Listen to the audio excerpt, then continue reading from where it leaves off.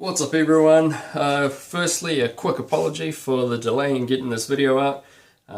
As some of you know, it's been a pretty intense month or so in New Zealand, particularly the events over the past few weeks. But I don't really want to get into that. I want to cover off something I've been promising to do for a while, and that's the wiper systems. So I haven't got all the options here at the moment. I've just kind of quickly come down to the garage to set this up and run through some of the basics and just cover off some of the options you can use for setting up a wiper system on your Vapour Blast cabinets. So I'm going to give it a couple of options and then go over what I do and why I do it that way on these particular cabinets. This isn't the only way you can do it, but this is the way I've chosen to do it, and I'll let you know exactly why. There are other ways that some of you will find easier if you can make it work for your system, and I'd recommend doing it that way. But for the more custom cabinets, that might not be possible, so I'll just give a quick rundown of what I've been doing. So there are a few options here. This one here is the rear wiper motor and setup from a Toyota Hilux. I think in the States they call them a 4Runner or the Tundra. And this is off the back window setup. It's got quite a strong motor there, and it's got all the linkages and everything on it. As you can see, it's quite cumbersome, which is the reason I don't like going this way. But if you've got to use whatever you can, then that's fine. The one thing to look out for is that in some systems they've got quite a wide sweep range on the wiper, and that may be a little bit far for the setup that you're trying to use. So that's a really cumbersome one. That's a rear window from a Toyota Hilux, like I said. This one here is out of the back of a S15 Silvia. Again, in the States, I think you call them the 240SX, like a 1999 to sort of early 2000s. This one's a lot more compact and may suit your setup a little bit better, but again, really cumbersome. Another way you can do it is if you get the wipers from a boat. You can get marine ones, and they've got a set sweep angle on them, so not ideal for all setups, but they are very simple and they tend to handle the water a bit better. But I use these electric window winding motors. You can have a couple of different kinds. The ones I tend to use have a square drive on them, but these ones will work as well. If I move that out of the way, this is one that I set up. I've changed the mounting on them and mounted from the back side, and I've just made up these little, I don't know if that's going to focus, hopefully it does, made up these little locators and mounting points just out of some square stock on the lathe, and cut some threads into it. So it threads in that side, and then on the inside of the cabinet it'll just have a nut screw in there like that. So that holds it in place for that side of things. And there's not a lot you have to do to the rest of it, just wire it. It doesn't matter what direction it spins in, but I'll cover the linkages a little bit later. That there is just a standard window wiper from any car. I've cut it in half. I've only, you can see, used half of the whole wiper setup. Usually they're quite long. But I've cut it in half here, and I've just used this section of the bridge, and then I've used this part here purely because it's got the spring set up there to tension it against the screen. So that's that, pretty simple. This part here is a bit that took a little bit of time. So what I've done here is, this is just some round bar, stainless steel round bar. I've cut a thread in, so that then becomes kind of like a grommet that goes through the cabinet, just a stainless steel nut on the top of it. Then I've machined on the inside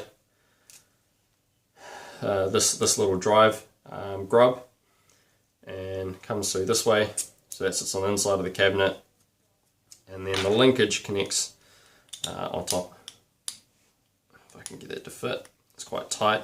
They really should be tight, otherwise they start wearing out while they're reciprocating.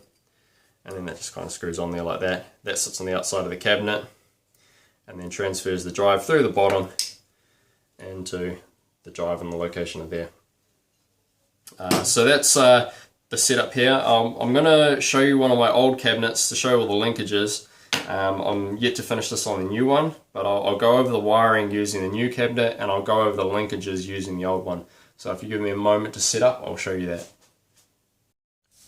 So here we are over at the old cabinet. You can see the wiper coming down through here. Very similar to the other setup I just showed you. This one here was made in a bit of a rush, and the linkages are a little bit loose, so that's not ideal. Does the job, but it really needs to be finished properly. So I'll make up some new linkages eventually for it. Mounted in the same way, like I mentioned the other one. I've just made up these little grubs there. Sorry, it's not focusing very well, but at least you can see it properly. But anyways, you can see very much the same thing as before. It has this big washer welded onto the drive, and it's got just a 6mm, just the M6x1 thread in there, so that I can make up this other grub that goes through as a spacer, so that turns freely on the inside of the aluminium bar there. Then you've got the aluminium bar that drives through, just kind of like an old locomotive, reciprocating to rotational linkage. And you can see there I had to put a bit of a spacer, but just because of the gap there. But that gives you a bit of an idea on how that works. And if I just hit the switch down on the floor here,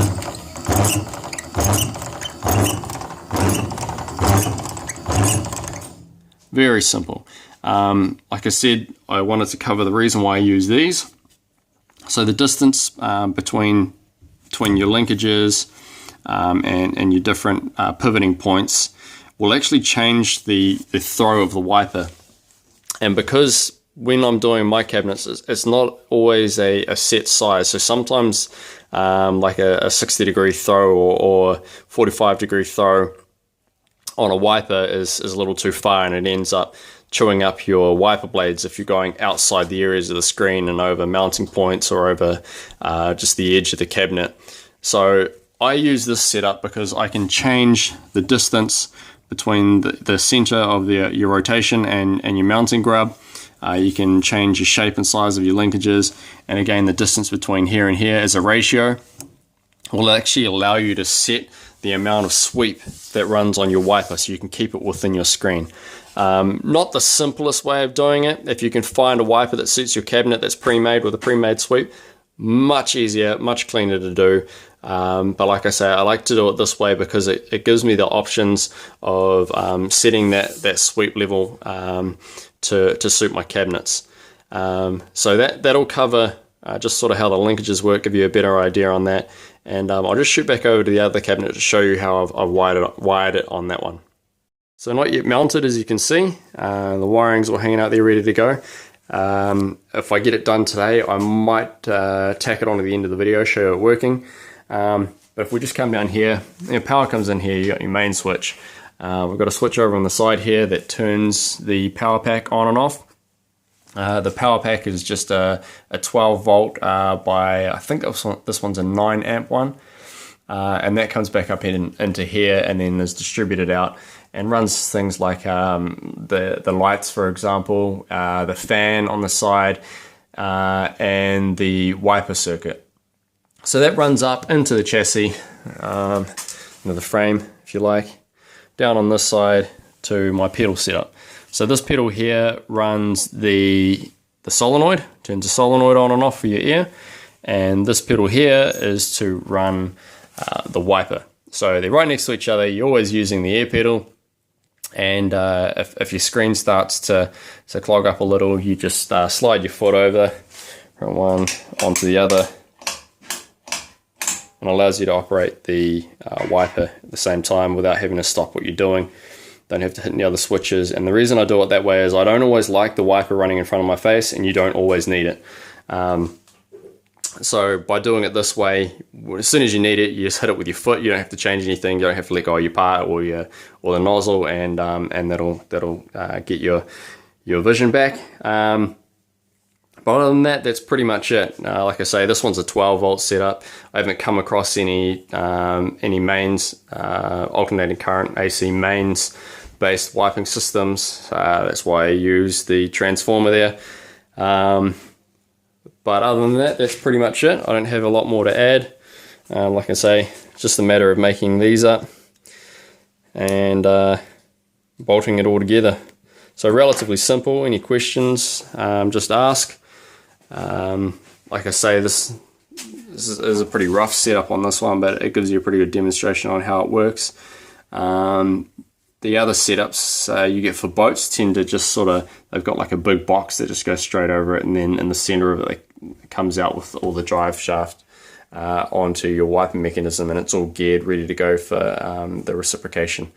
But I like doing it this way. It's nice and compact. You can wire it up if you like with a limit switch, so it always stops.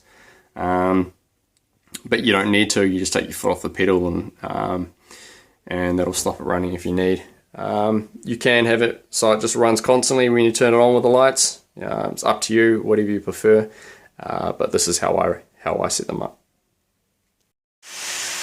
So just a quick update. I mentioned earlier in the video that if I finish this today, then I'd tack this on the end of the video. So this is showing what it looks like in the end. I still need to drill an extra hole in there and put a grommet and maybe a plug in there to make it easy to get on or off and service. But I've just tested it.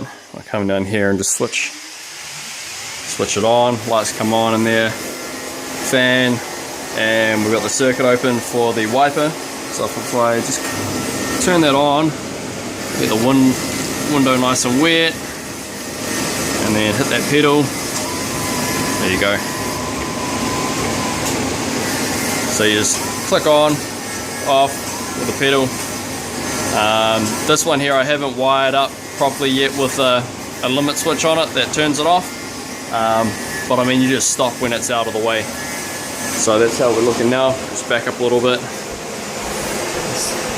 It's the newest one. This will be used for all the cleaner components. Decent jet coming out of it. I've got it turned down a little bit. You see all the beads collecting in there. And on the back there you can see the coating that I've put on just to see if it lasts a bit longer. It is painted on the inside of this one rather than powder coated. So we'll see how that one goes. But yeah, there's the final. I did just a quick linkage on this one again. I still want to put some rose joints on it, but for now that'll do the job and get this one operational so I can get it working. We've got some work coming through to do for it, so it's good to have another one. So at the moment we've got this one, that one in the back corner, that'll get an overhaul shortly, and this one here for all the dirtier parts that just gets all the real scummy stuff through it. So you can see in there it's a bit of a mess, you can barely see, but that gets all the dirty stuff off, and then it goes into that one. I'll probably put some harsher material in that one, and then this will be the finishing one after that. Just one other thing for those of you who watch the videos, there's the solenoid on there, and it seems to do a really good job. It's we've still got that running. I'll just quickly chuck my hand in there and show you the sort of flow that gets through it. It's quite a good one actually. So yeah, nice good jet out of it. I don't know if you heard, but it's a very positive solenoid. You definitely hear it come on. So I'm really happy with this one, and I'll just run it through a quick test, and it seems to be doing everything I want it to. So this one will go straight into commission. Again, it's got the catchment down the side there, and then just drains back into the tank. Solved the leaking problem. So yep, really happy with that one, and that one will go pretty much straight into work.